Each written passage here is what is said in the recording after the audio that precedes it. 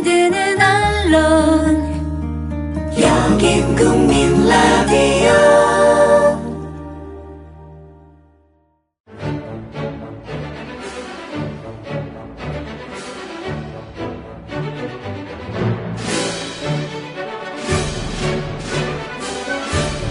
정치평론가 서영석과 김용민 PD의 정치 토크.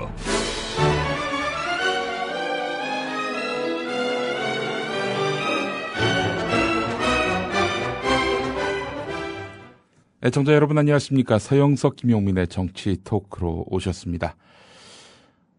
2014년 7월 19일 토요일 방송 시작하겠습니다. 서영석 이사장께서 주말을 끼고 휴가를 가시는 바람에 오늘 제가 단독으로 여러분과 만나게 됐습니다.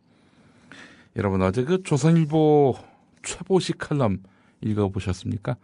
이 인터넷 포털 사이트에서는 읽을 수가 없기 때문에 말이죠. 예, 제가 그냥 논평 없이 전문을 읽어보겠습니다.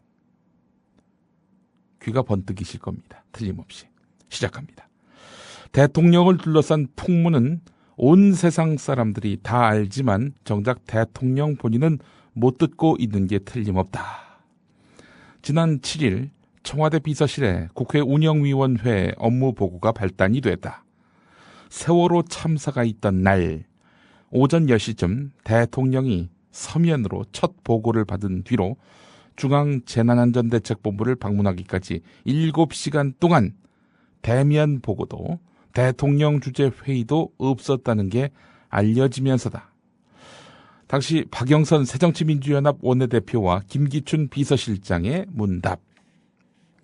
박영선, 대통령께서 집무실에 계셨나? 김기춘, 그 위치에 대해서는 내가 알지 못한다. 다시 박영선, 비서실장이 모르시면 누가 아는가? 김기춘, 비서실장이 일일이 일거수일투족 다 아는 것은 아니다. 대통령 일정을 실시간으로는 알 수 없을 것이다. 하지만 사후에는 알 수 있다. 그날은 대형 참사가 발생했던 날이다. 당연히 대통령이 지금 어디에 계시느냐라고 찾거나 물어봤을 것이다.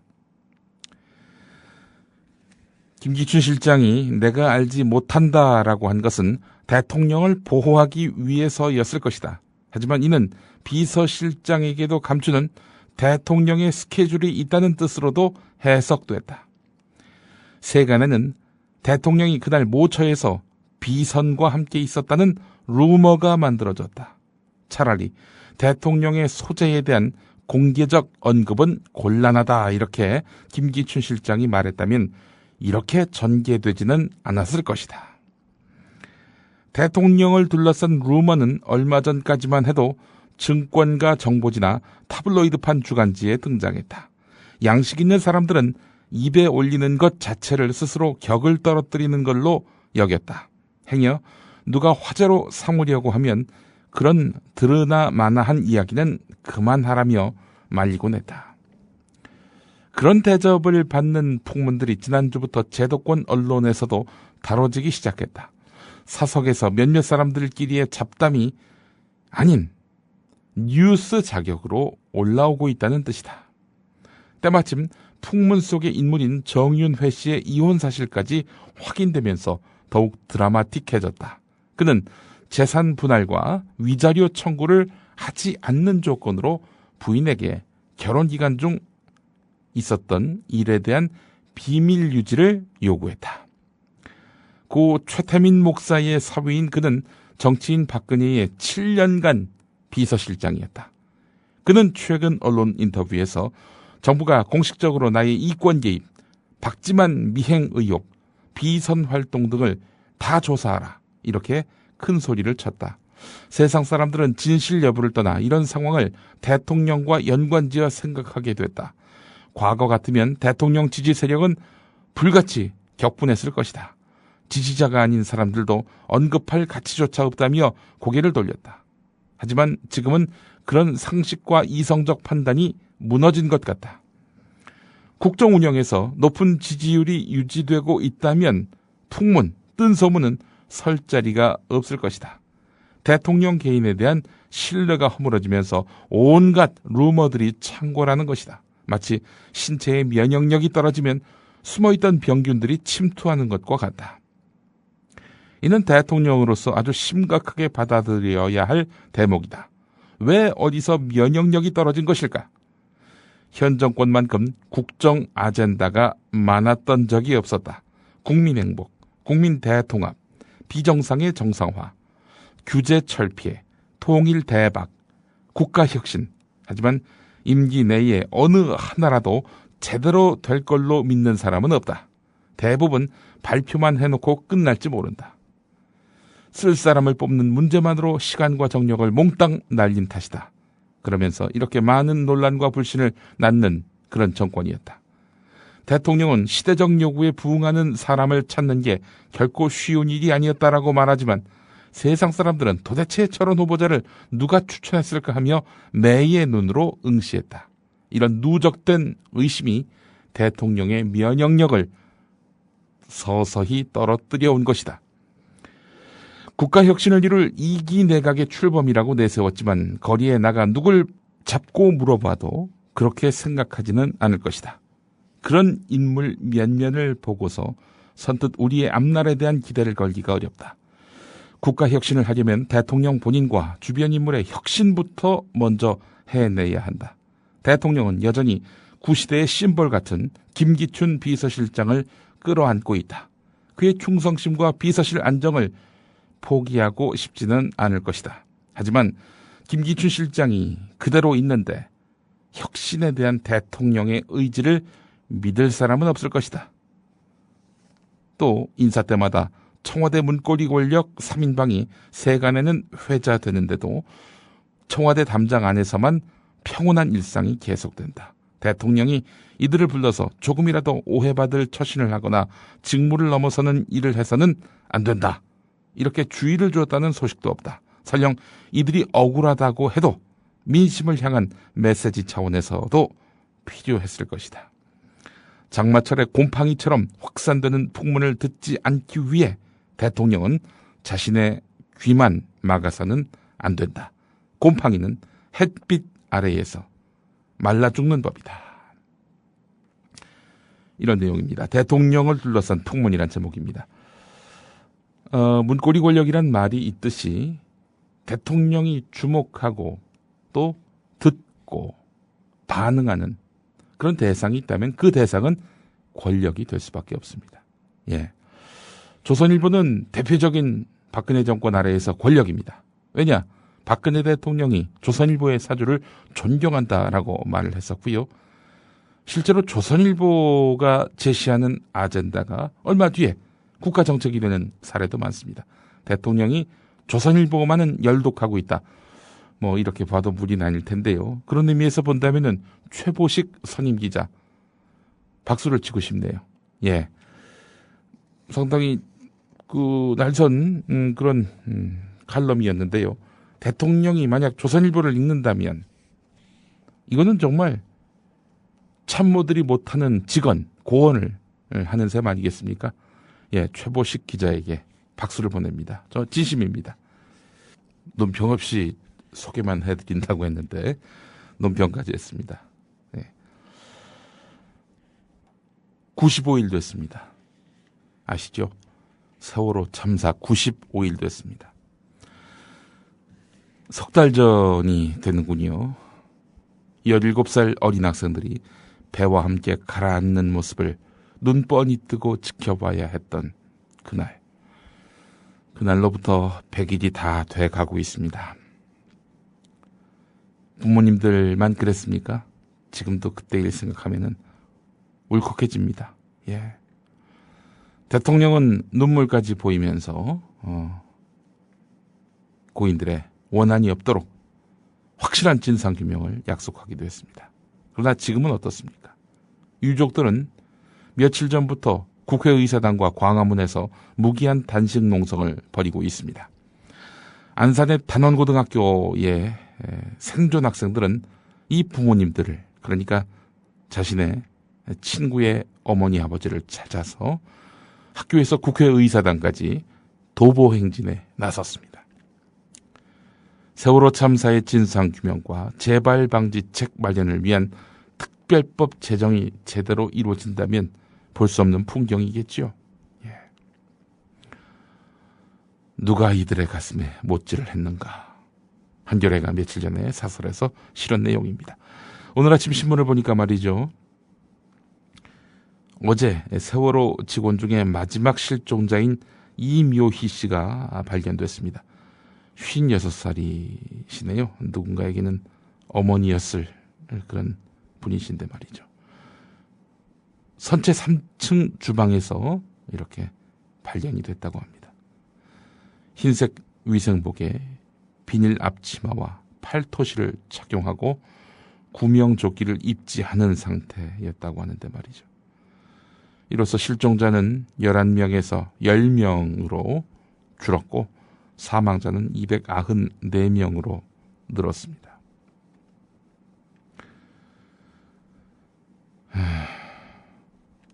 고인의 명복을 빕니다. 선원들에게 버려졌던 그 여성 조리원 명복을 빕니다. 그 유가족에게 깊은 위로와 또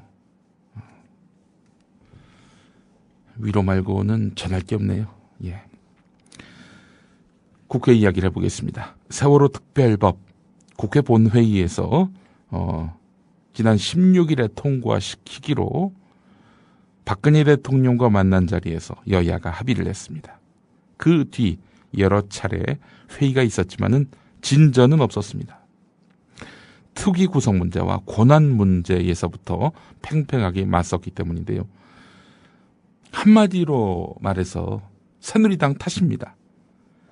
새누리당은 유족들이 특별위원회에 참여하는 것에서부터 소극적이었습니다. 특별위원회의 의결 요건을 제한해서 또 제대로 활동하기 어렵게 만든 당이 바로 새누리당입니다. 특별위원회에 수사권과 기소권을 주자는 유족 제안에 대해서도 사법체계의 근간을 흔든다나요? 예. 아니 사법체계의 근간이 흔들리는 거하고 세월호 참사의 진상 규명하고 어느 것이 더 중요합니까? 그간의 대통령의 언급 또 새누리당의 여러 책임 있는 지도자들의 레토릭을 분석해 보면은 진상 규명이 좀 더 무게를 두는 거 아니에요. 이게 보니까 말이죠. 730 재보선에서 자기들이 유리하다고 판단하니까 벌써부터 이렇게 또 을에서 갑이 돼버린 겁니다. 그러니까 새누리당을 건강하게 관리하고 운용하려면은 지지율이 낮아야 하고요. 선거 때마다 지게 만들어야 합니다. 그래요. 까불잖아요. 안 그렇습니까? 이것뿐이 아닙니다. 자료 제출을 요청하는 권한 정도만 부여를 했어요. 역대 수많은 과거사 진상위원회 있었잖아요. 자료 제출을 요청하는 권한 정도만 부여했습니다. 그래서 여기에 협조하지 않으면은 과태료 물게 했죠. 과태료 안 내면 그만입니다. 새누리당은 뭐가 그렇게 두렵고 뭐가 그렇게 염려가 돼서 세월호 진상규명에 대해서 이렇게 비협조적으로 나오는 것일까요? 우리가 짐작하는 그것이 맞습니까? 행여나 정권의 책임이 더 명징하게 드러나서 정치적으로 고립될까 봐. 그랬습니까?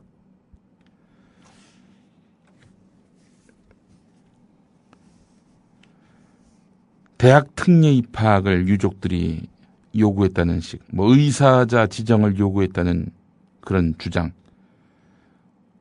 어제 뭐예요? 무슨 연대? 어머니 연대? 이런 정신 나간 양반들이 광화문 유족들 단식 농성하는 자리에 가가지고 시위를 벌였다.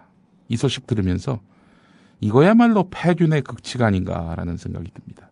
아니 아이를 낳아본 어머니의 마음으로 어떻게 저 유족들에게 정신적 테러를 가할 수 있는 겁니까?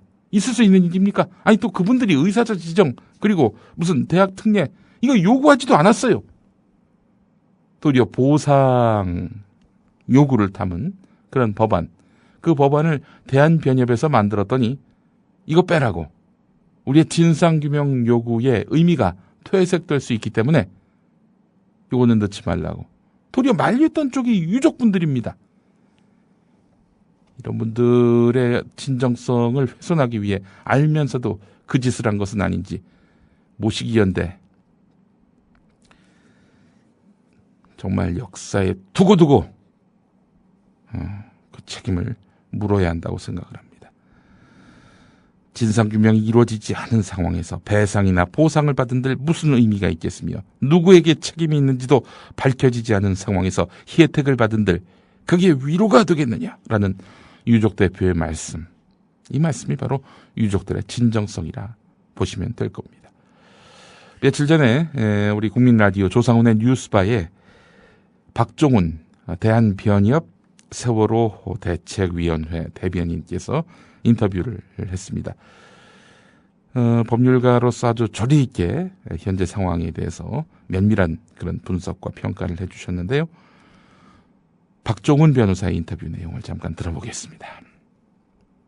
유가족들이 요구한다고 하지만 사실 그 대한변호사협회를 포함해서 법률가들이 이런 내용들을 좀 검토해서 지금 이렇게 법안 만들자라고 제안한 거 아닙니까? 네네. 예, 근데 정치권에는 자꾸 이거 유가족들이 뭐 법도 모르면서 주장하는 거다 이런 식의 좀 논리를 펴는 것 같은데 그건 아니지 않습니까? 네, 그렇습니다. 변호사들이 모여가지고 신중하게 결단을 했고요. 그러니까 기소권 수사권 같은 경우는 저희가 과거에 이러한 특별법들을 많이 연구를 했고요. 예. 그다음에 그 특별법에 따른 위원회에 특별히 이제 위원으로 또는 조사관으로 근무했던 분들과 이제 인터뷰를 했습니다. 그래서 뭐가 가장 문제인가를 말씀을 이제 여쭤봤더니 다들 이야기하는 것이 권한이 너무 약해서 예. 조사권만 가지고 있어 가서 이제 조사를 하려고 가면 이제 만약에 특히 국가기관이나 힘 있는 사람들은 무시한다는 거죠. 강제로 할 수 있는 방법이 없잖아요. 예. 그래서 심지어는 눈앞에 증거가 있는 거를 보고도 그거 달라고 하니까 안 주는 거죠. 강제로 가져올 방법이 없어요. 그러면 이제 그 세간에 잠깐만 기다리라고 경찰 찾아가고 검사 찾아갈 거 아닙니까?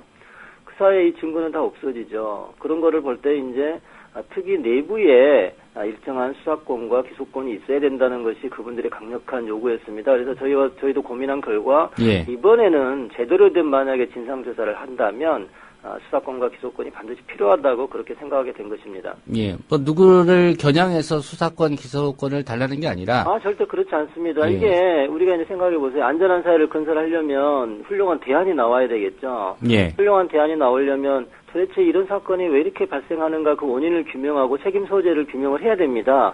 이거는 사실은 저희는 처벌이 목적이 아니고요. 처벌은 이제 검사가 열심히 수사하고 있는 거고요. 조사를 하는데 그 권한을 강화시키는 방법이 뭘까에 대한 고민인 것입니다. 예, 제대로 진상규명을 하려면 수사권이 있어야 된다 이런 입장이신 거죠? 그렇습니다. 예. 글쎄요, 유가족들이 정치권을 상대로 이 협상이라는 단어를 쓴다는 것 자체가 좀 적절하지 않을 것 같기도 한데, 그 유가족들 입장에서도 이제 정치권의 협상 과정 보고 있지 않겠습니까? 네네. 어느 선까지는 그래도 이게 보장이 돼야 된다. 이건 절대 물러설 수 없다. 이런 선이 있을 것 같은데 어떤 입장들이신가요? 네, 현재 이제 가족분들의 입장은 뭐 피해자 지원이나 보상 배상 이런 거는 뒤로 미뤄둬도 된다. 그것이 중요한 게 아니다. 어떻게 하면은 제대로 된 특별위원회를 구성해서 성역 없는 진상 조사를 하고 대안을 만들어낼 것이고 그 대안이 어떻게 이행이 될 것인가 여기에 이제 방점을 찍어달라 이렇게 말씀을 하셨고요. 예. 구체적인 뭐 마지노선에 대해서는 밝히기가 좀 곤란하지만 하여튼 저희가 갖고 있는 거는 특별위원회 구성과 권한에 대해서만큼은 최대한 지켜내려고 그렇게 생각하고 있고요. 예. 이제 오늘 중에 아마 이제 결단의 순간이 올 것 같습니다. 예.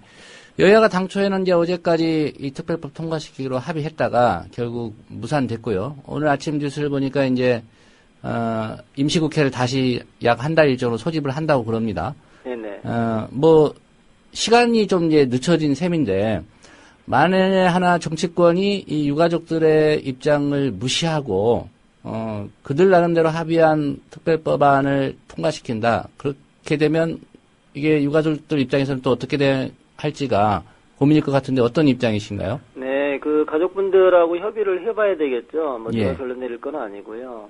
그래서 이제 만약에 이제 오늘이 첫 번째 결단의 순간이 올 것이고, 7월 중에 이제 뭐 원포인트 임시국회라거나 이런 것도 가능할 것 같고요. 8월로 넘기는 거는 너무 이제 힘들어지죠. 지금 단식을 하고 계신데 아마 그때까지 가면 상당히 위험한 상황까지 갈 것 같습니다. 그래서 저희는 이제 내부적으로 계속 협의 중이고요.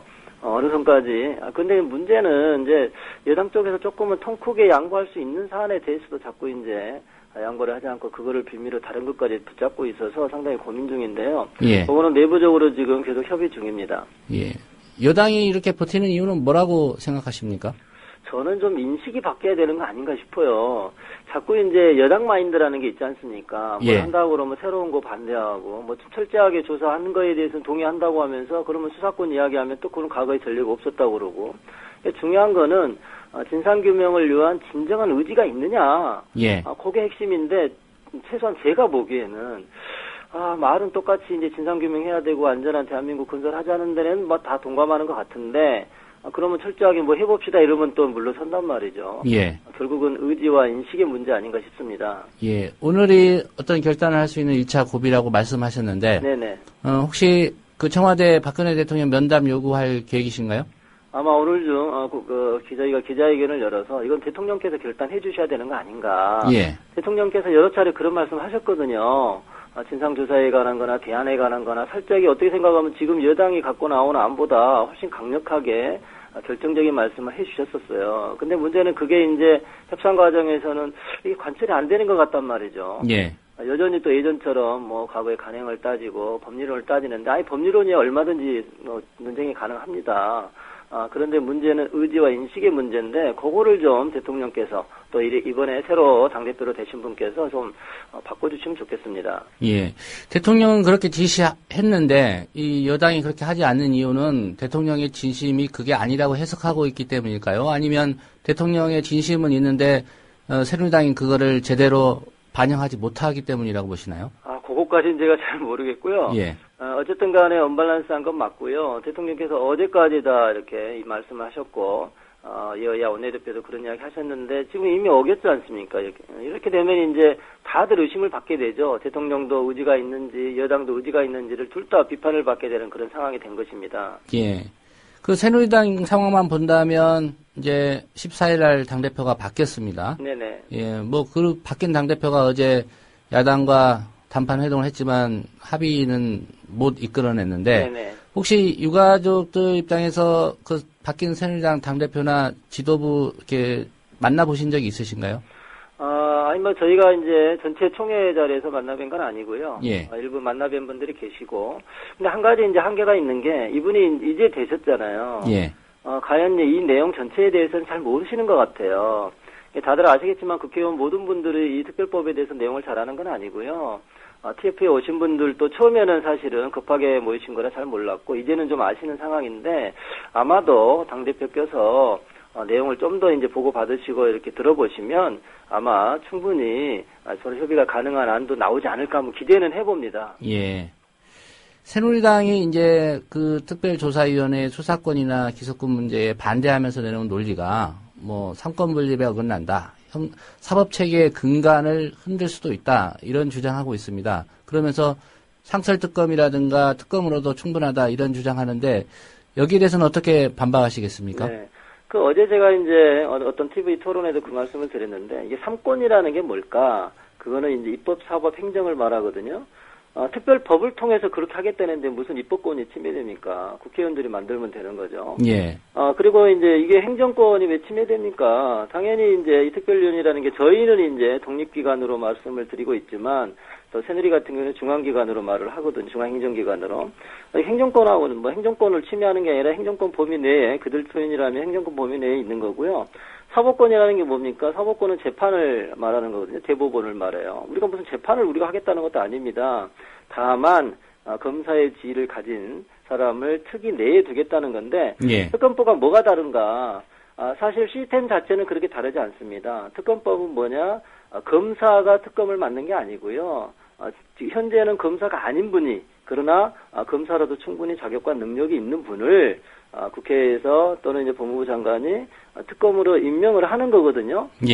저희도 마찬가지입니다. 특별위원회의 검사는 아니지만 그러나 충분히 그런 법적 경력을 가지고 있어서 검사의 자격과 능력이 있는 분을 특별검사로, 이름은 특별검사로 하지 않습니다만 검사의 질을 갖게 하는 거죠. 그건 똑같습니다. 시스템 자체가. 예. 다만 특이 뇌에 둬가지고 신속하게 밀행성 있게 수사를 할 거냐. 물론 그 수사는 강범위한 수사는 아니고요. 이미 여러 가지 검찰에서 해온 것이 있기 때문에 그거라기보다는 조사권을 강화하는 방법이죠. 증거가 눈앞에 있는데 또 사람이 저기 있는데 아무것도 조치를 취할 수 없는 그런 무기력한 조사권을 가지고는 안 되니까 거기에 대해서 수사권과 기소권을 붙이는 거고요. 여당은 그렇게 말합니다. 아니, 특검이 가면 될 거 아니냐. 그러나 그동안에 여러 차례 그런 게 있었습니다. 가서 이제 안 되니까 검사 찾아가고 하죠. 그러면 검사는 또 지휘감독 받아야 되죠. 시간이 걸립니다. 그 상황에 이 사람은 도망가고 증거는 인멸됩니다. 예. 그래서 이게 강력한 조사를 할 수가 없어요. 그래서 이제 저희는 강조하는 거고, 그래서 제가 그렇게 말씀을 드렸습니다. 이건 법리의 문제가 아니고, 문제는 의지의 문제고 인식의 문제고. 예. 그래서 제대로 수사하려면, 근데 이제 그렇게 말하니까 또 이렇게 이야기를 하더라고요. 그건 그거 가져가야 별 소용 없습니다. 이렇게 말하는데, 아니, 그럼 조사권만 가지고 부족해서 수사권, 기소권 이야기하는데, 수사권, 기소권을 줘도 별 소용 없을 거다 그러면, 그러면 도대체 어떻게 하자는 건가요? 아무것도 안 하겠다는 거기 때문에, 저희로서는 조사권을 강화시키는 방법으로서, 그래서 제한이 되거든요. 예. 상당히 제한시켰습니다. 그런 범주 내에서 수사와 기소가 가능해야 된다는 입장인 것입니다. 핵심은 수사권입니다. 유가족대책위원회의 주장은 이렇죠. 대구 지하철 참사를 비롯한 그동안 있어왔던 숱한 대형 사고 뒤에 여야로 구성된 특별위원회가 꾸려졌지만 단순한 사고 조사에만 머물렀지 근본적인 안전문제 해결에는 어떤 역할도 못했다. 이런 내용입니다. 이거 사실 아닙니까? 이번 세월호 참사와 같은 대형 사고가 재발되지 않기 위해서는 유병헌 때려잡는 거 말고 원인을 규명하고 책임자를 정확하게 처벌하는 등 근본적인 대안을 마련하기 위한 특별법 제정이 이루어져야 한다는 것이죠. 제가 누차 말씀을 드리지요. 세월호 참사 2014년 4월 16일 오전 8시 58분. 이때까지는 유병헌 책임입니다. 그러나 신고를 접수받은 8시 58분 이후는 박근혜 책임입니다. 이후의 책임까지 유병헌에게 넘기는 거. 이건 무책임한 행태지요. 자, 이 특별위원회가 수사권과 기소권을 갖고 성역 없이 진상규명을 할 수 있도록 제정해야 한다. 이 목소리 우리는 귀 기울일 필요가 있습니다. 그래야 세월호 참사와 같은 터무니없는 대형 사고를 예방할 수 있기 때문입니다. 국민라디오 이강윤의 어제 고상만 전 의문사 진상규명위원회 조사관께서 나왔습니다. 장준하 선생의 의문사 사건의 진실을 파헤치기 위해서 그야말로 온 열정을 쏟았던 고상만 전 조사관, 지금 저희 고상만의 수사반장 진행하고 계시지 않습니까? 이분은 수사권이 없는 의문사 진상조사위원회 조사관으로서의 그 역할, 권한에 대해서 땅을 치면서 안타까워했던 분입니다. 이분에게 인터뷰 요청을 했을 때에는 세월호 특별법의 특별위원회, 여기에 수사권이 반드시 필요하다라고 역설해 줄 수 있는 가장 설득력 있는 연사라고 판단했기 때문입니다. 고상만 전 조사관, 세월호 참사 사건, 이 진상규명을 위해서는 반드시 수사권이 특별위원회에 부여돼야 한다라는 내용의 인터뷰를 했는데 들어보시도록 하겠습니다. 세월호 진상규명위원회 이제 특별법 놓고 수사권이 쟁점입니다. 수사권을 엄밀하게 법률적으로 좀 명확하게 한번 정의를 해봐 주실까요? 아주 쉽게 정리하면 굉장히 간단한 건데요. 네. 강제적 권한이 있냐 없냐의 차이입니다. 네. 일단 조사는 말 그대로 조사거든요. 강제적인 수단이 사실상 없습니다. 그러니까 저희가 만약 누구를 만나야 하는데 오지 않겠다고 하면 네. 조사권은 그 사람을 강제로 데려올 수 있는 강제권이 없어요. 예. 그래서 그 사람에 대해서 만약 오지 않는다면 3회 동안 출석을 요구하고 그 네. 출석을 거부할 경우에는 과태료를 부과할 수 있어요. 네. 그게 과태료. 이제 과태료. 범칙금이 아니고. 행정처분이죠. 예. 예, 벌금은 형사적 그렇죠. 처분이고 그렇죠. 행정처분으로서 과태료를 부과하는데 과태료는 내도 그만 안 내도 그만인 거죠. 예. 근데 수사권은 만약에 그가 불응한다 하면 그를 체포해 올 수 있는 권한이 있는 겁니다. 네. 그게 이제 가장 큰 차이고 그 체포해서 봐야 될 사람을 들고 올 수 있는 권한이기 때문에 이 수사권이라고 하는 건 강제적 조항을 안고 있다. 이게 가장 큰 거죠. 법적 강제력이 있느냐 없느냐. 그렇죠. 그 사람을 한마디로 데리고 올 수 있는. 네, 한마디로 정리하자면 그거군요. 예, 그 사람을 데려올 수 있는 권리입니다. 네, 강제적으로 권한. 소환해서 데리고 온다. 네. 예. 의문사 진상조사위원회, 진상규명위원회 활동하실 때 장준하 선생 죽음 많이 다루셨죠? 예, 조사관으로 있었죠. 네, 그때는 수사권이 없었죠. 수사권이 저희가 그렇게 요구했던 건데 주질 않았고요. 예. 조사권을 줬습니다. 그래서 얼마나 애로가 많았고 그럼에도 예. 불구하고 진실에 어떻게 접근할 수 있었는지를 본인의 경험이나 사례와 함께 버무려서 말씀해 주시면 네네. 세월호 진상규명위원회가 앞으로 활동해가는 데 있어서 수사권이 필요한지 안 한지를 우리 청취자분들께서 가늠해 보실 수 있을 것 같습니다. 네. 그냥 생각나는 대로 말씀드리면 두 가지 정도를 얘기할 수 있을 것 같은데요. 네. 1980년대에 전두환 정권이 들어서서 이른바 학생 운동권 출신들을 강제로 군대에 입대시켰던 녹화 사업. 있었습니다. 이른바 녹화 사업인데 네. 붉은 사상을 갖고 있는 대학생들을 파란색으로 바꾼다. 이게 이제 당시 보안사령부의 주도하에 그랬죠. 시위 중인 학생들을 체포하거나 이렇게 되면 군대를 갈래 감옥을 갈래 부모한테 물어봐서 감옥 대신 군대 간다고 하면 바로 그날 영장을 발부해서 다음 날 군대 입대시켜버리는 거예요. 체포한 다음 날. 네. 그렇게 해서 들고 가서 굉장히 많은 사람들이 사망을 했어요. 군대 가서 의문사를 당했는데 예. 이렇게 군대에서 의문사한 사건을 그 과정에서 프락치를 요구받고 있던 사람들이 스스로 목숨을 끊거나 또는 의문의 죽음을 당한 걸 조사하던 중에 저희가 제일 만나고 싶었던 사람이 누구였냐면 바로 그 당시에 이 녹화 사업에 대해서 기획하고 명령했던 것으로 의심되는 전두환과 노태우였습니다. 네. 그런데 전두환과 노태우를 저희가 출석을 요구하고 3회를 출석 요구를 했는데 끝내 거절했어요. 그렇게 거절을 했기 때문에 저희가 과태료 2천만 원씩을 부과하고 했는데 그들은 그 과태료도 내지 않고 나오지도 않았던 거죠. 네. 이게 이제 저희가 그 사람을 강제로 데리고 올 수 없었기 때문에 결국 진실에 접근할 수 없었던 것이고 장준하 선생 사건도 마찬가지입니다. 저희가 대부분의 사건을 조사할 수 있었지만 마지막 순간에 저희가 1마일 국가정보원의 자료, 우리가 봐야 될 자료와 사람들을 만났어야 되는데 저희한테는 압수수색 권한이 없었어요. 그것이 이제 수사권에 포함되어 있는 건데 네. 조사권에는 현장 실지 조사권만 있었습니다. 현장을 가서 자료를 볼 수 있는 건데 그 권한조차도 그 안으로 들어갈 수 없게 했기 때문에 저희가 접근도 못했어요. 그래서 기무사령부도 가지 못했고 또 국가정보원의 자료실도 들어갈 수 없었는데 이것이 바로 조사권으로 인한 한계였고 바로 이 부분을 뚫고 가는 것 이것이 바로 수사권이 지금 필요한 이유입니다. 그래야지만이 이 세월호 사건에서 진짜로 봐야 되거나 만나야 될 사람들한테 묻거나 확인할 수 있는 그런 권한이 보장되는 겁니다. 네. 그러니까 수사권이 주어지지 않으면 효율이 그렇죠. 떨어짐은 물론이려니와 예. 그 멤버로 활동하는 사람들의 고충 이런 것은 그냥 개인적 희생이라고 치더라도 일단 진실 접근 자체가 대단히 희박할 수밖에 없다. 뭐 그런 얘기. 명확하게 그냥 제 판단을 제 네. 경험상의 판단을 정리해서 한마디로 말씀드리면요. 네. 만약에 수사권이 보장되지 않는다면 시작서부터 실패를 인정하고 가는 겁니다.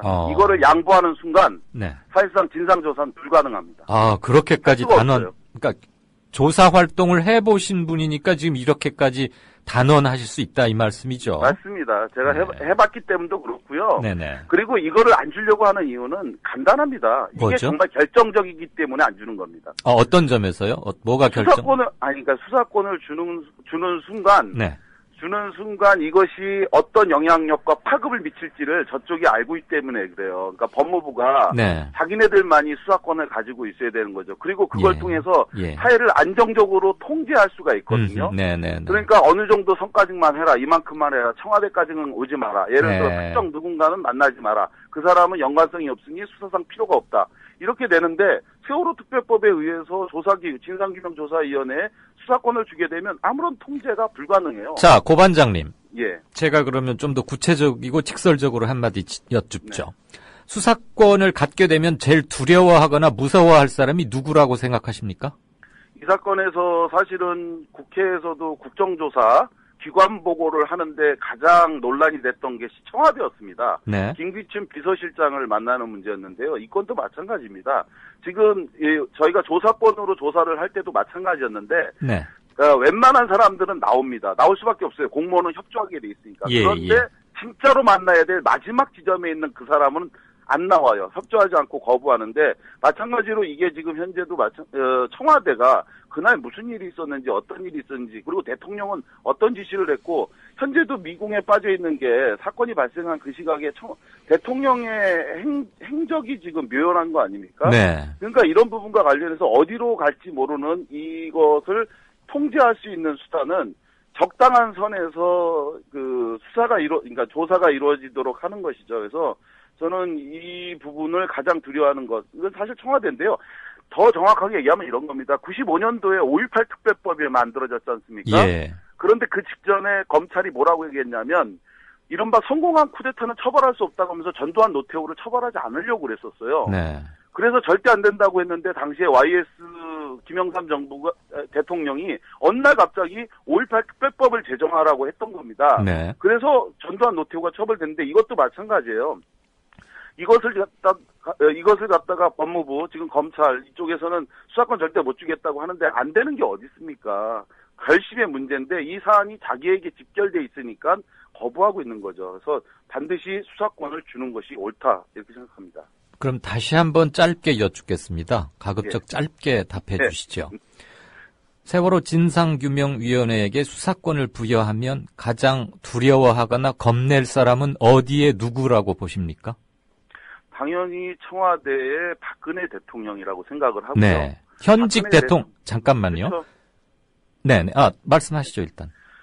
당연히 지금 현재 모든 사안은 지난번에 국정조사에서도 김기춘 비서실장이 나왔지만 김기춘 비서실장도 당일 박근혜 대통령이 무엇을 했는지 모르겠다고 얘기하지 않습니까? 그랬죠. 그리고 경호상의 문제 때문에 비서실장도 다 할 수는 없다고 얘기했다면 네. 지금 현재 많은 유족들이 궁금해하는 것 그리고 그 엄청난 사고가 났는데도 대통령이 회의 한번 하지 않았다는 것. 예. 그래서 도대체 그 시각에 최고 지도자인 대통령이 무엇을 했는지도 이 사안에서 밝혀져야 될 명백한 사안이기 때문에 대통령이 이 대상, 조사 대상, 수사 대상이 될 것에 대해서 가장 두려워한다. 이게 많은 사람들의 이 판단입니다. 알겠습니다. 그러면 현직 대통령은 재임 중에는 형사상의 소출을 받지 않는다. 이런 헌법 네. 조항이 있는데요. 네. 특위에서는 그 문제하고 이렇게 그러면 서로 상충되는 거 아닐까요? 그 소추되지 않는다라고 하는 부분 속에서요.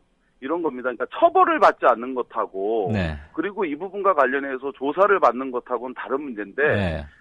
대통령께서 이 부분과 관련해서 참고인으로 얼마든지 협조 가능합니다. 음. 그리고 여기서 조사받는 사람들이 전부 다 처벌 대상이라서 그건 피의자 아니죠. 신분으로 조사받는 게 아니잖아요. 네, 네. 그 중에서 피의자 신분으로 전환되는 사람이 있는 거고 현재까지는 이 수사를 하는 과정에서 출석을 요구하는 거고 그리고 그거에 대해서 참고인은 참고인으로 조사를 받는 건데 네. 대통령은 참고인으로 증인으로 조사를 받는 거겠죠. 네. 그러다가 만약에 내용이 달라진다면 그때 가서는 헌법적으로 보장돼 있는 대통령의 권한으로 이제 보호받으실 수 있는 건데 네. 일단은 대통령이든 누구든 간에 이 사건에 국가 개조론을 얘기하는 거 아닙니까? 국가 네. 개조하려면 그에 걸맞는 정도의 개조 정신을 가져야죠. 그렇습니다. 기존에 있는 질서로 이걸 할 수는 없습니다.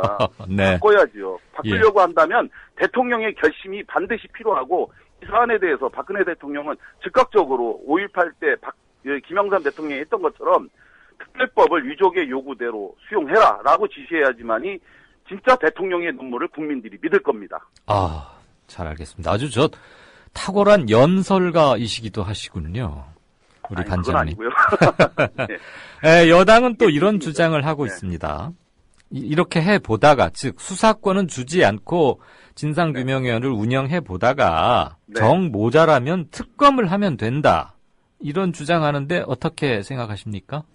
왜 그런 이중적인 행동을 하는지 모르겠는데요. 네.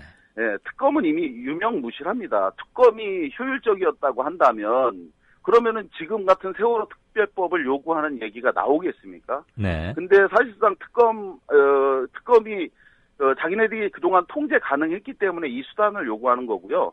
그리고 엄밀히 얘기하면 지금 하는 방식이 사실상 특검이거든요. 그렇죠. 근데 특검하고 이거하고의 차이가 딱 하나입니다. 뭐죠?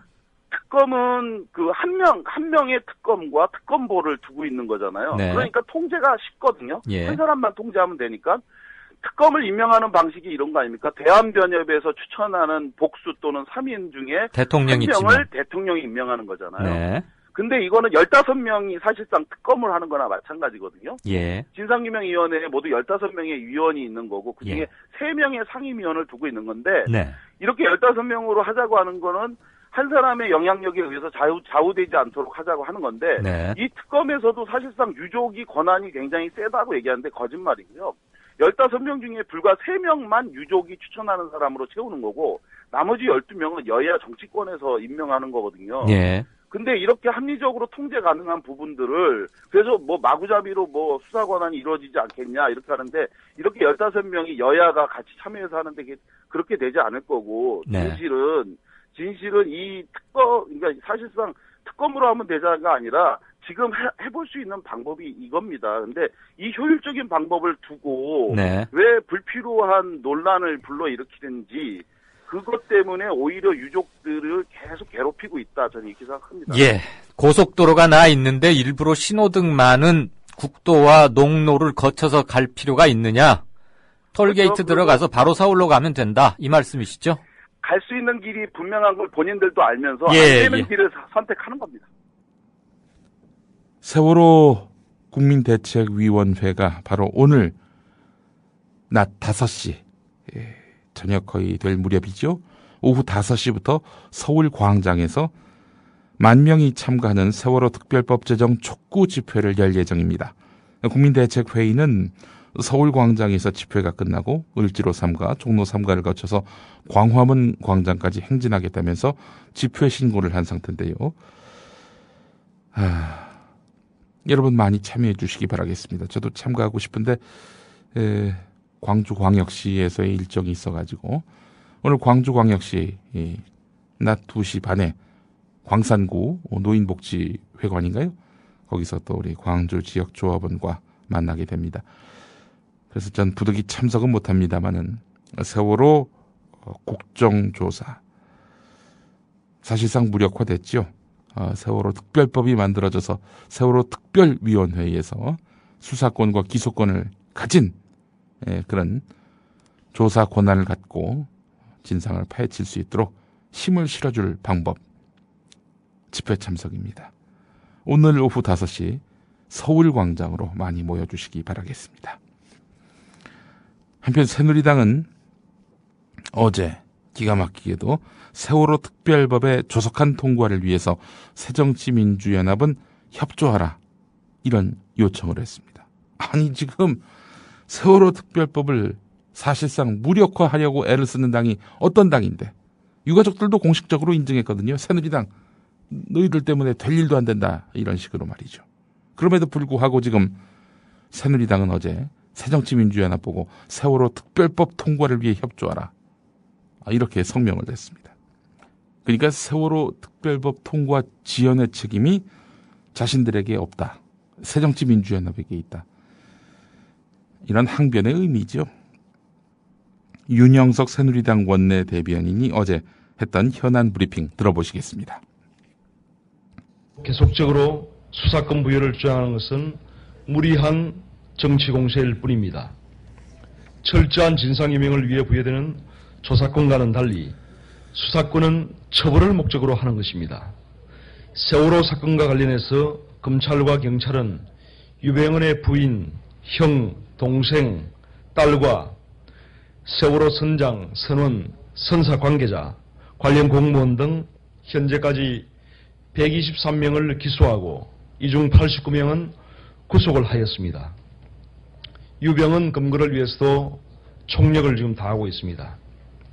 이렇게 검찰과 경찰이 총력을 다해서 수사를 진행하고 있는 상황에서 위원회에 수사권을 부여하자고 주장하는 것은 검찰과 경찰의 수사에 혼선을 초래하고 대한민국 검찰과 경찰에 대한 국민들의 불신을 가중시키는 정략적 목적이라 아니할 수 없습니다. 위원회의 철저한 진상규명을 위해서는 실질적인 조사권을 부여하는 것으로 가능하며 수사가 필요한 사항이 발생할 때는 위원회가 상설특검이나 특임검사에게 수사를 의뢰하여 보강적, 추가적 수사를 하면 되는 것입니다. 새정치연합은 세월호 참사를 더 이상 정치적으로 이용하지 말고 세월호 진상규명위원회가 철저한 진상규명과 안전 시스템 혁신을 위한 정책 대안을 만드는 데 집중할 수 있도록 하는 특별법안 마련에 동참해 주기를 바랍니다. 대통령의 눈물 몇 방울에 이미 완전히 침몰한 세월호는 또 한 번 물속으로 가라앉았습니다. 수학여행을 가던 길이었는데 정말 다행스럽습니다. 전원이 다 구조됐다는 소식, 이 소식 전해드립니다. 군 당국은 해군 함정들은 물론이고 육군과 공군까지 동원 가능한 모든 전력을 침몰 사고 현장에 급파했습니다. 담화 내용을 보면요, 예상을 뛰어넘은 일종의 국민들한테 좀 충격을 좀 준 것 같습니다. 그런 면에서 본다면 대통령의 이제 담화는 매우 성공적이었다, 저는 그렇게 보여지고요. 유병헌 씨의 도피를 돕다가 체포된 30대 여성 신모 씨의 모발과 순천 별장에서 가져온 체액이 묻은 휴지의 DNA 검사 결과가 언론이 사회의 공기라고요? 갈 길을 잃어 표류하면 흉기가 될 수 있습니다. 권력과 자본으로부터 완벽하게 독립한 협동조합 언론, 미디어 협동조합. 조합원이 돼 썩지 않도록 계속 커가도록 힘이 돼주십시오. 조합원 가입은 미디어 협동조합, 국민TV 홈페이지에서 하실 수 있습니다.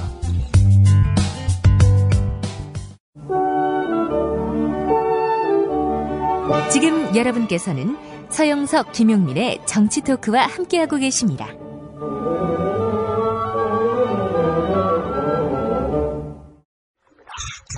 통합팀보다 정의당 다 나왔잖아요. 후보 이정미 후보, 임미숙 후보 두 사람 다 나왔는데 야권 연대 가능성은 없습니까? 연대는 민주주의의 중요한 요소의 하나입니다. 예. 그러니까 연대는 항상 열려 있는 것이다. 민주주의에서는 그렇게 보는데, 그러나 그 연대는 이념이나 정책을 공유하면서 그것을 실현하겠다고 하는 공통의 목표, 또 그것을 실현하겠다고 하는 구체적인 프로그램이 뒷받침돼야 할 것입니다. 그래서 단지 눈앞에 있는 선거에 이기기 위한 공학적이고 산술적인 연대, 그건 국민들이 눈살찌푸려 하죠. 연대가 미래 정치 발전에 기여하는 그런 방향으로 지혜롭게 모색이 되어야 할 것입니다. 그러니까 전국적인 규모에 있어서 당대당 차원의 야권연대보다는 지역 사정이나 이런 거에 따라서 후보의 또 상황에 따라서 할 수 있다, 이렇게 이해해도 되겠습니까? 그런 것도 생각할 수 있고요. 여하튼 그 연대라고 하는 것이 그저 단지 여기 주고 저기 받을게 이런 식의 그리고 몇 퍼센트를 얻어올 수 있으니까 몇 퍼센트를 더 보태면 이길 수 있다, 이런 산술적인 계산, 이런 것만으로 이렇게 보여지면은 그거는 공면의 길일 거고, 다만 이 연대를 통해서 우리는 앞으로 한국 정치를 어떻게 발전시켜 나가겠다라고 하는 미래 비전을 보여줄 수 있을 때, 그때 그 연대는 국민의 공감을 얻을 수 있을 것이고 지지를 더 높일 수 있을 것입니다. 서영석, 김용민의 정치토크 함께하고 계십니다. 오늘은 서영석 이사장께서 휴가 중이신 관계로 제가 여러분과 단독으로 만나고 있습니다. 이병기 국정원장이 이 취임식을 했네요. 어제. 그러면서 이제 이런 말을 했습니다. 정치 관여 4글자를 머릿속에서 완전히 지우고 본연의 업무에만 집중해달라. 예. 본인도 정치 관여 이 4글자를 마음속에서 지우셨죠? 과거에 하셨던 행태를 생각해 보면은 본인부터 그렇게 실천하셔야 될 것 같아서 드리는 말씀입니다. 예. 오늘 중앙일보 6면에 실린 내용이었습니다. 자, 그나저나 이 730 재보선이 한 12일 앞으로 다가왔군요. 어제자 내일 신문을 보니까 말이죠. 야권 주말에 반전을 못 시키면은 침몰할 가능성이 있다. 이런 내용의 기사가 실렸습니다. 첫 주말을 맞아서 반전의 계기를 찾지 못하면 다음 주말 사전투표를 앞두고 야권 선거 진영이 총체적으로 붕괴할 가능성도 배제할 수 없다. 이렇게 기사가 시작합니다. 첫 주말이라 함은 아무래도 공식 선거운동 개막 후 첫 주말을 말하는 거 아니겠습니까? 새누리당은 박근혜 대통령 지지도가 하락함에도 불구하고 자기 당 후보가 선전하는 것으로 나타나면서 웃음을 감추지 않는다. 이렇게 말하고 있습니다. 네, 웃을 수 있죠. 웃는 얼굴에 어떻게 침을 뱉을 수 있겠습니까? 웃는 건 좋은데 그런 자신감이 세월호 유족들에 대한 홀대 넘어서서 기만, 무시 이런 걸로 이어지고 있는 게 문제 아니겠습니까? 새정치민주연합은 선거 초반 판세와 관련해서 호남을 빼고 모두 쉽지 않다고 관측하고 있다고 하는군요. 내부적으로 충청권은 대전 대덕에서 박영순 후보에 대한 동정표를 기대하고 있지만 사실상 충청권 전패 가능성도 있다고 보고 있다는 겁니다.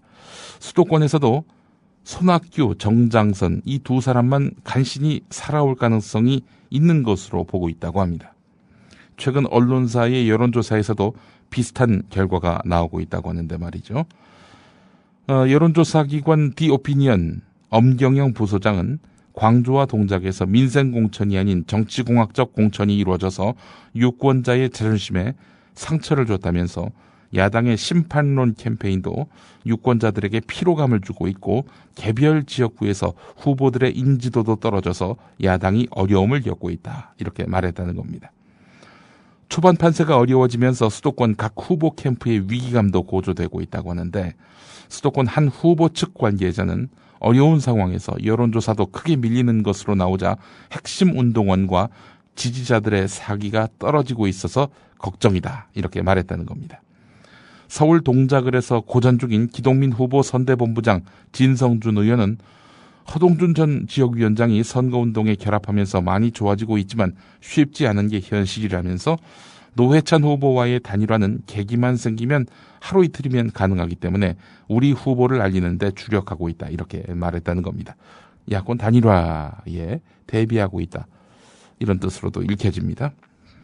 경기도 수원병에서 정치 신예와 맞서 어려운 싸움을 하고 있는 손학규 후보는 최근 직접 캠프 관계자들을 총집합시킨 가운데 위기 상황임을 강조했다고 합니다. 선거를 많이 치러본 분이다 보니까 이 흐름, 맥락을 알고 있는 거지요. 수도권을 중심으로 재보선 초반 판세가 불리하게 돌아가면서 당 지도부도 발등에 불이 떨어졌다. 불이 떨어졌다. 예. 공천을 하신 분들이죠. 이분들이. 김한길, 안철수 공동대표. 이 두 사람은 이번 주말 긴급 기자회견을 열어서 세월호 특별법 등 현안과 관련해서 고강도 대책을 내놓을 것으로 알려졌다고 하는데 당내 일각에서는 유가족과 국민들의 관심사인 세월호 특별법이 교착 상태에 빠진 가운데 두 대표가 강도 높은 행동 계획을 내놓을 것이라는 그런 전망도 있다는 건데 뭐 단식에 합류를 한다. 그런 건 아니겠죠. 그러면 이건 세월호 유족들의 진정성까지도 정치 공세로 만들어버리는 역효과를 낳을 수 있습니다. 그런 엉뚱한 행동은 하지 않으리라 하는 생각을 해봅니다. 또 정치를 뭐 하루 이틀을 하셨던 김한길 대표가 아니기 때문에 뭐 그 정도의 이성과 또 합리적 판단 능력은 있으리라 하는 믿음이 있습니다. 한편 새정치민주연합 유기홍 수석 대변인은 우리 후보들이 대체로 선거구 지역에서 낮은 인지도로 고전하는데 주말을 거치면 지지율도 상승할 것으로 본다. 다음 주 조정 국면을 거쳐서 막판에 승부가 갈릴 것이다. 뭐 이렇게 말했다고 하는군요. 주말이 중요한 고비가 될 것이다 라는 내일신문 기사. 네, 참 주목됩니다. 이런 가운데 오늘 아침 조선일보 보도 내용이 눈길을 끕니다. 후보들이 지금 아우성을 치고 있다는 거죠. 야권 후보들이. 그래서 야권 연대는 없다던 새정치민주연합 지도부가 흔들거리고 있다. 이런 내용입니다. 사면에 관련 기사가 있는데 새정치민주연합은 종북 논란이 가시지 않은 통합진보당과의 단일화는 상정하지 않고 있다. 이렇게 전하면서요. 문제는 정의당인데 지도부는 정의당에 대해서도 지금까지 당대당 차원의 야권 연대는 없다는 입장을 여러 차례 밝혀왔다는 거지요. 그러나 지도부와는 다르게 수도권 후보들은 연대 가능성을 또 연대 필요성을 거듭 강조하고 있다는 겁니다. 앞서 들으셨죠? 수원병에 출마한 새정치민주연합 손학규 후보는 라디오 인터뷰에서 미래 정치 발전이라는 바탕 위에서 연대를 생각해야 할 것이다 라고 말을 했습니다. 이제 또 들으실 김포의 김두관 후보 역시 야권 연대가 필요하다면 고민해 보겠다 이렇게 말을 했다는 겁니다. 이 두 지역에 모두 정의당 후보가 출마해 있지요. 당 지도부 역시 야권 연대 없이는 수도권에서 이기기 어려울 것으로 판단하고 있는 상태라고 합니다. 그러나 먼저 야권 연대 이야기를 꺼낼 경우 새정치민주연합 후보들의 전의를 꺾을 수 있다는 점에서 신중하게 접근할 수밖에 없는 그런 상황이라는 거지요. 당 핵심 관계자가 조선일보 기자에게 말한 내용이 이렇습니다. 야권 후보 난입으로 새누리당이 어부 지지를 얻게 할 수는 없다. 일부 지역에서는 후보 단일화가 반드시 필요하다. 이렇게 말했다는 겁니다. 이 관계자는 누구로 단일화할지를 판단하는 기준은 후보의 지지율과 경쟁력이 될 것이다 라면서 1차 단일화 시점은 사전투표가 시작되는 오는 25일이 적당하다 이렇게 말을 했다고 하는데 25일 늦은 거 아닌가요? 주승용 당 사무총장은 당대당으로 주고받기식으로 하는 것은 좋지 않지만 지역 여론을 참작해서 후보 간 합의에 의한 연대가 이루어지는 것은 바람직하다 이렇게 말을 했다고 하는데 정의당은 새정치연합이 적극적으로 응한다면은 후보 단일화를 논의할 수 있다는 그런 입장이란 겁니다. 주목되는 곳이 있습니다. 바로 서울 동작이죠. 기동민 후보와 노회찬 후보 진영에서 후보 단일화에 대해서 기초적인 대화를 하고 있는 것으로 알려졌다고 오늘 조선일보가 전하고 있습니다. 동작과 또 영통, 수원, 정의죠. 이 지역에서도 후보 간 합의 논의가 이루어지고 있는 것으로 알려졌다. 이렇게 보도가 되고 있는데 수원정에는 새정치민주연합에서는 MBC 기자 출신의 박광원 당대변인 그리고 천호선 당대표가 이렇게 나섰네요. 하지만 총선이나 대선 같은 절박감이 떨어지기 때문에 야권연대 성사 여부는 불투명하다는 그런 야권 관계자의 시각도 있다고 합니다. 지난 지방선거에서 통합진보당이 출마를 해서 중도에 그렇게 사퇴를 했음에도 불구하고 어마어마한 사실상의 무효표가 나오지 않았습니까? 그 표가 어디서 온 표입니까? 통합진보당이 그동안 거두었던 지지율에 거의 준하는 그런 무효표였습니다. 그게 다 통합진보당으로 갈 표가 사표가 됐다. 이렇게 말할 수는 없겠지만 뭐 근거도 없고요. 하지만 기본적으로 통합진보당도 야권입니다. 아울러 지난 총선 대선은 아니었군요. 총선에서 연대를 했던 그런 정당이기도 합니다. 그들을 배제하고 정의당하고만 합친다고 해서 과연 야권 연대가 실효성을 거둘 수 있을지 의문이고요. 일단 그걸 떠나서 말이죠. 출발점부터 야권 연대 없이는 승리를 장담할 수 없다. 이런 계산을 못했냐 이겁니다. 선거 기획 그 자체에 문제가 있었다는 얘기 아니겠습니까? 예. 현장 후보들의 아우성에 야권연대 불가피해진 그런 현실이 됐습니다. 그래서 당 지도부는 당대당은 안 되지만 후보 사이의 연대는 알아서 하라 이런 식으로 빠지고 있습니다. 이런 지도부는 뭐하러 있는지 모르겠다는 생각도 들고요. 예. 김두관 후보의 인터뷰 내용 들어보시겠습니다. YTN 라디오와의 인터뷰였습니다. 야권 연대는 어떻게 보세요? 야권 연대가 가능성은 열려있지만 승리만을 위한 연대가 된다면 우리 시민들께서 그렇게 흔쾌히 동의하지 않은 것 같고요.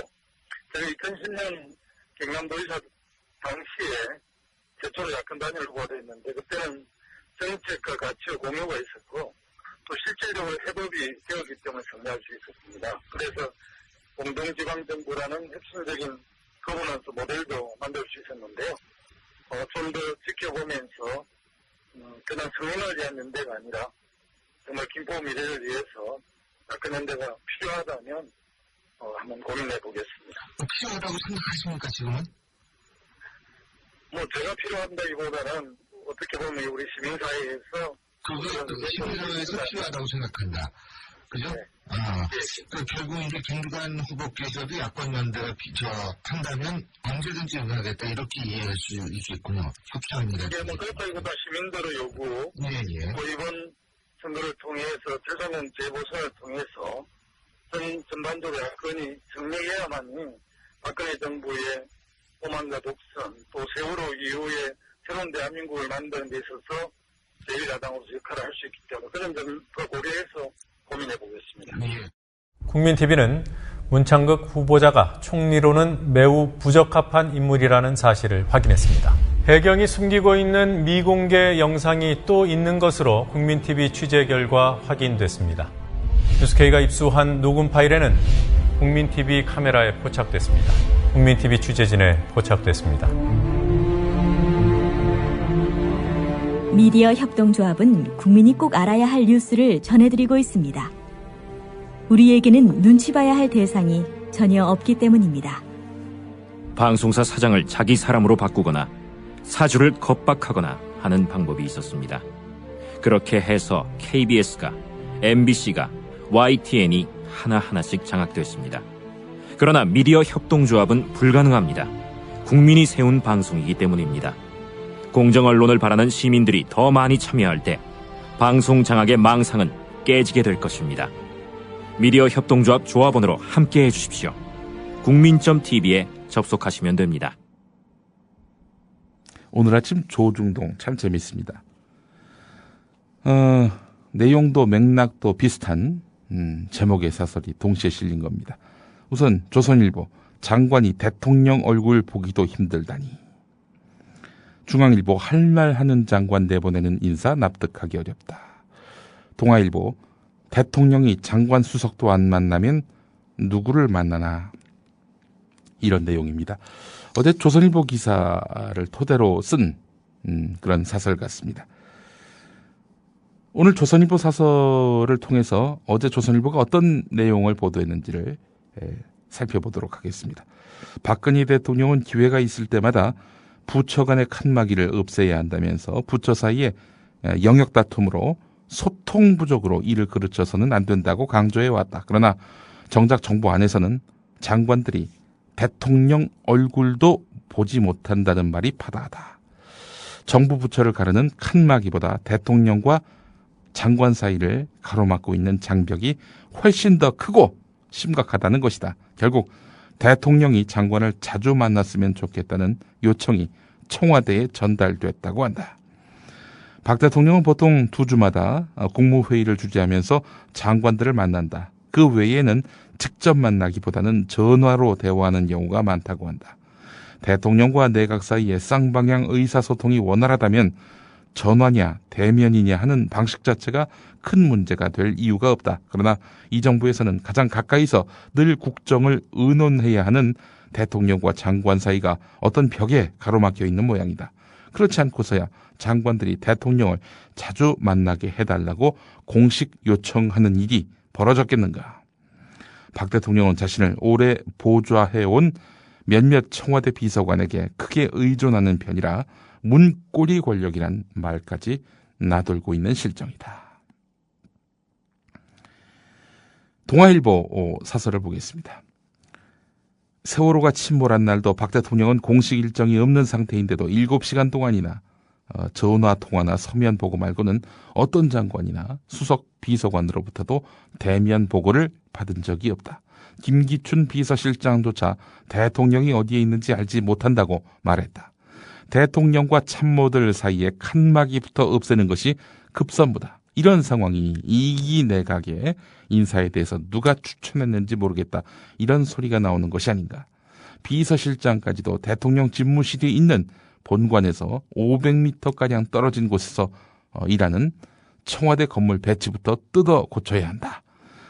박정희 대통령 시절에 김종필 국무총리는 거의 매일 청와대에서 대면 보고를 하다 보니 총리의 영이 섰다라고 말한다.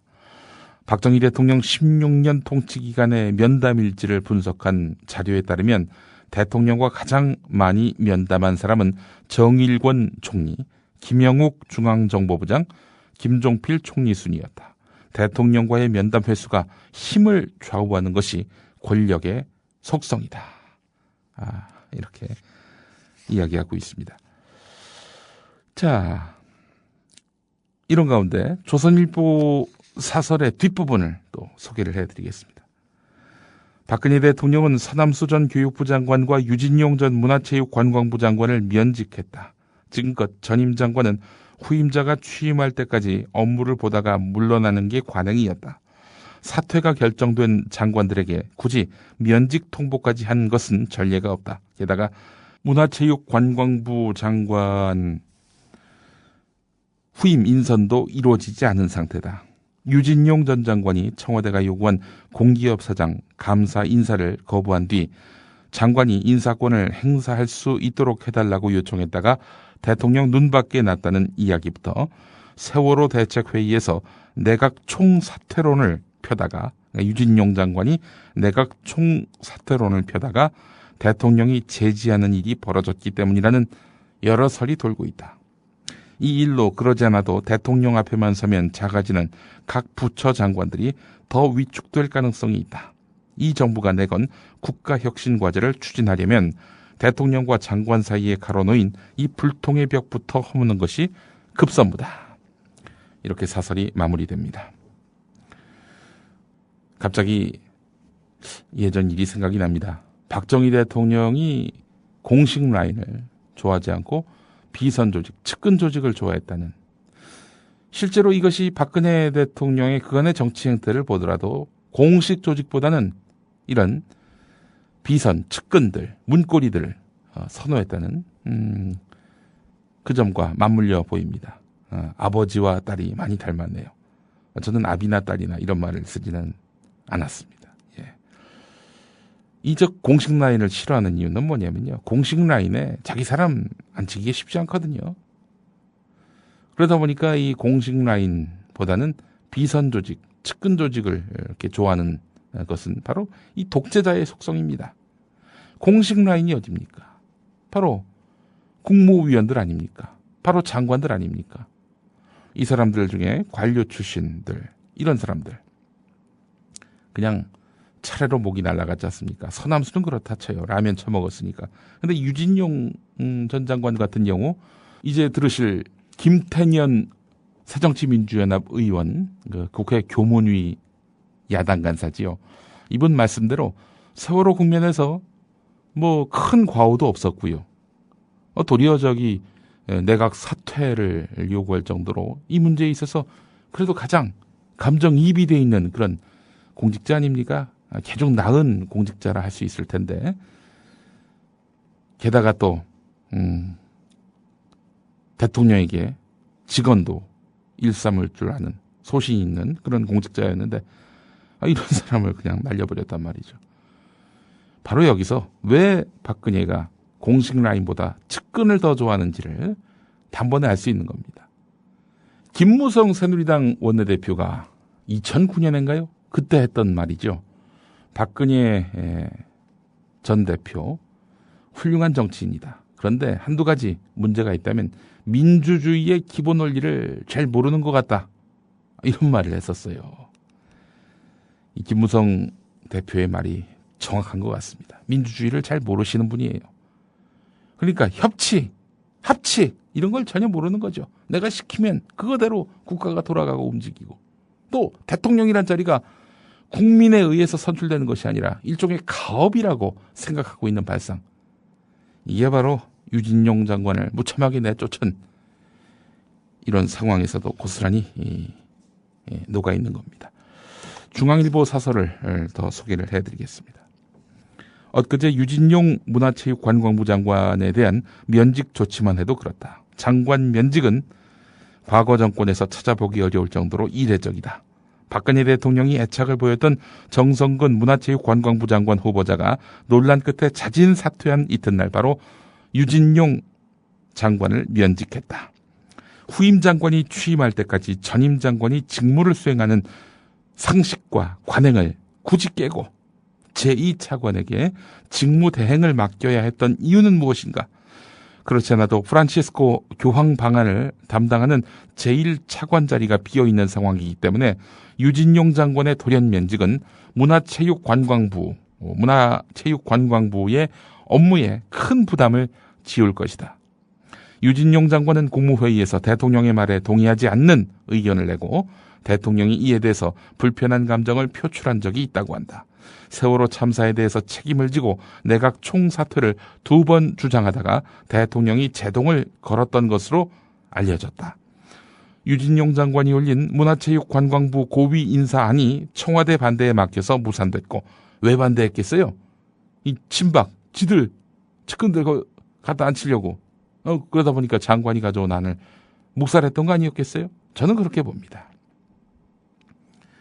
유진용 장관이 올린 문화체육관광부 고위 인사안이 청와대 반대에 막혀서 무산됐고, 청와대가 요구한 시국강연회. 이 시국강연회가 뭐예요? 여당에게 유리한 그런 시국강연회였겠죠. 이 시국강연회를 문화체육관광부 소관이 아니라면서 거부했다는 이야기도 나온다. 이런 상황에서 야당 의원들이 후임 장관감이 없으면 유진용 장관을 유임시키라는 요청을 청와대에 전달했는데, 이에 따라서 유임설이 퍼져나가자 청와대가 이를 전격 차단했다는 설명이 설득력을 얻고 있다. 하나하나 따져보면 유진용 장관은 국무회의에서 자유롭게 소신 발언을 했다. 장관으로서 자신의 고유 권한을 지키려 했다. 장관에 대한 임면권이 대통령의 고유 권한이라 해도 비상식적인 장면이 쌓이다 보면 곧 인사 적폐가 되는 것이다. 이런 내용입니다. 할 말 하는 장관을 내보내는 인사, 납득하기 어렵다. 이런 제목의 중앙일보 사설 소개해드렸습니다. 국민라디오 이강윤의 오늘에 나온 김태년 새정치민주연합 국회의원의 인터뷰 내용 들어보시겠습니다. 그나저나 문화체육관광부가 아주 어수선해졌고, 지금 장관 하나에 원래 차관 2명 있는 부서인데 딱 2차관 하나 남아있죠, 현재는. 예. 근데 그런 상황이 최소한 한 달 정도 지속될 것 같지 않습니까? 그렇죠. 지금 아직 사람 못 구해놨다고 하니까요. 예. 사람 구해서 인사청문 요청서 보내고, 15일 이내에 인사청문하고, 또 20일 이내에 임명하고, 혹시 또 잘못되면 또 한 열흘 정도 또 기간 가고, 예. 이러니까 한 달 정도 갈 가능성이 높죠. 근데, 저는 이렇게 후임 장관이 지금 임명되지도 않았는데, 네. 장관 둘을 한꺼번에 이렇게 면직시키는 것이 도저히 이해가 가지를 않아요. 그렇죠. 예, 이게. 흔한 일도 아니고. 흔한 일도 아니고요. 제 기억으로는 거의 없었던 것 같은데요. 네네. 예, 이게 대통령은 국정 운영과 관련해서 무한 책임을 지시는 분인데, 네. 스스로 이 셀프 국정 공백 상태를 만드는 건데, 이게 혹시 김명수, 정성근 두 후보자 낙마한 것에 대해서 이게 야당과 국민을 협박하는 거 아닌가? 예.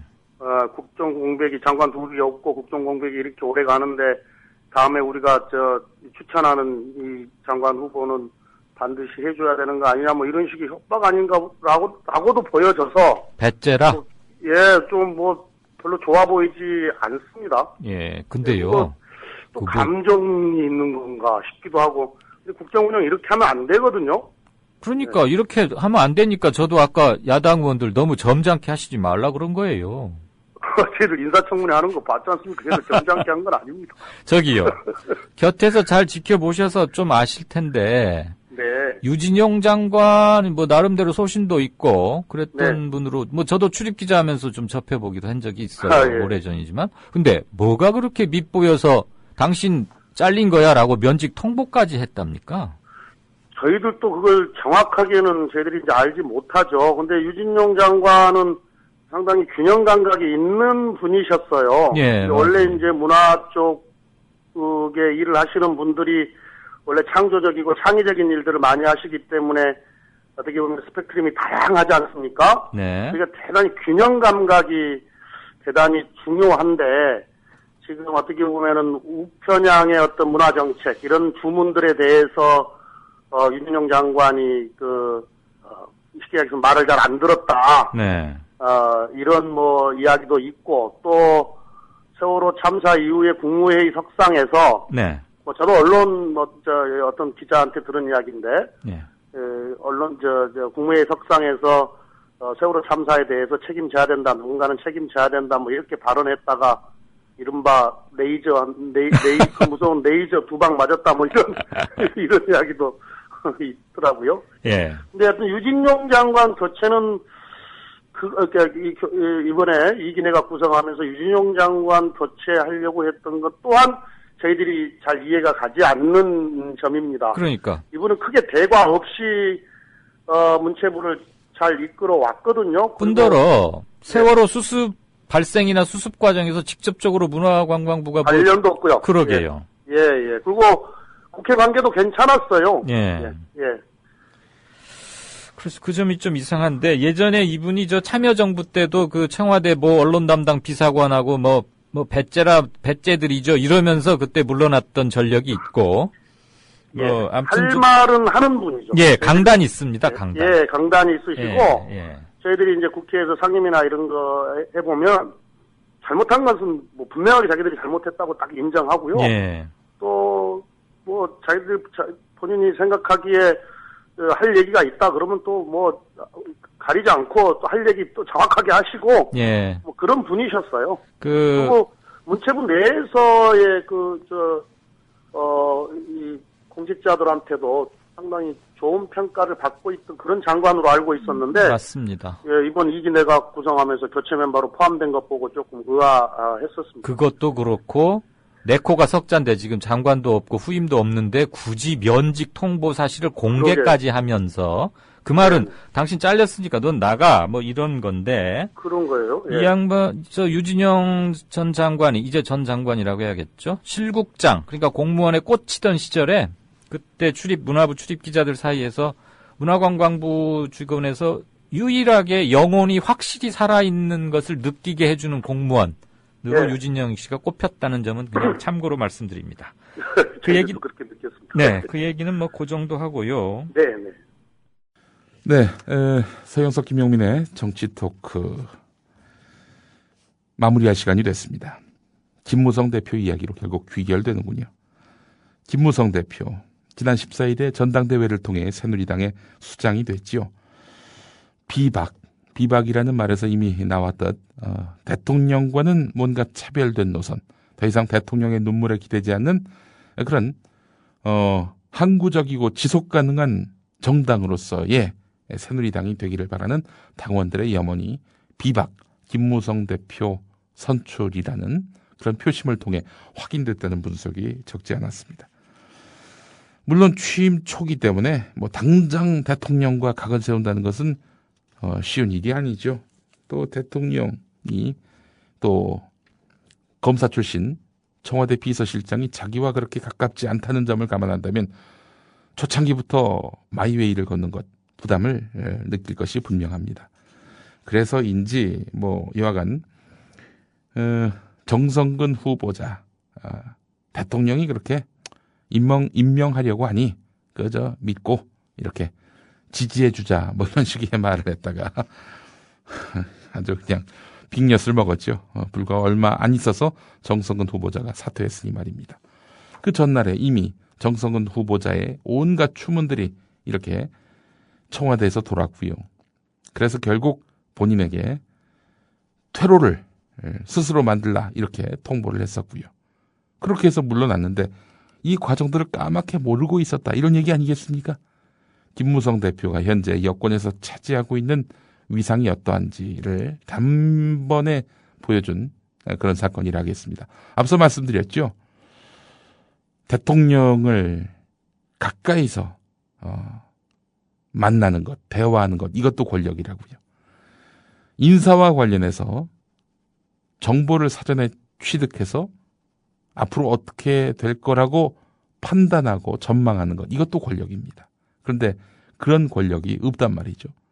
대통령을 가까이 만날 수 있는 권력도 없고 또 정보를 선제적으로 먼저 파악할 권력도 없고 이 점 김무성 대표 체제가 상당히 위태롭습니다. 이런 가운데 세월호 유족분들이 김무성 대표 세월호 진상규명과 관련한 특별법 만드는데 협조하라 이렇게 거듭 압박하고 있습니다. 만났을 때는 제가 그 사항을 잘 몰라서 파악을 못했는데 이 파악을 못했다는 사람이 당대표로 나간다는 게 말이 됩니까? 이런 말 자체가 굉장히 무책임해요. 하여간 잘 파악을 해서 적극적으로 돕겠다는 취지로 세월호 유족들에게 말을 했던 모양입니다. 우리 세월호 유족분들의 김무성 대표를 향한 메시지 마지막으로 들려드리면서 저는 인사드리겠습니다. 여러분, 오늘 오후 5시입니다. 서울광장. 오늘이라 하면 7월 19일 토요일입니다. 서울광장에 모여서 세월호 특별법 제정을 위한 시민의 목소리를 응집시켜 주셨으면 합니다. 저는 인사드리겠습니다. 지금까지 전 김용민이었습니다. 여러분, 좋은 시간 보내십시오.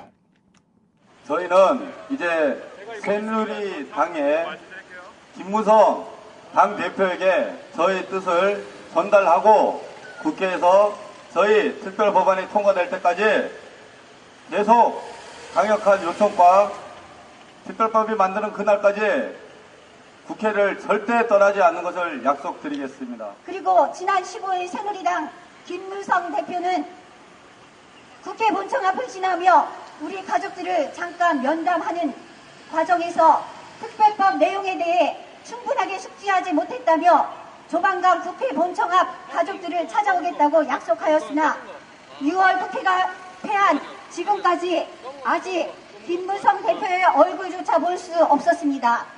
빠른 시일 안에 면담이 진행되었으면 합니다. 적어도 7월 20일 전까지 김무성 대표와의 면담을 진행될 수 있도록 해주시기 바랍니다. 또 국민라디오 지지하는 4가지 방법 아시나요? 다운로드하기, 별점 주기, 댓글 달기, 구독하기. 국민라디오를 보다 많은 이들에게 전할 수 있는 가장 손쉬운 방법. 다운로드하기, 별점 주기, 댓글 달기, 구독하기. 잊지 마세요. 다운로드하기, 별점 주기, 댓글 달기, 구독하기.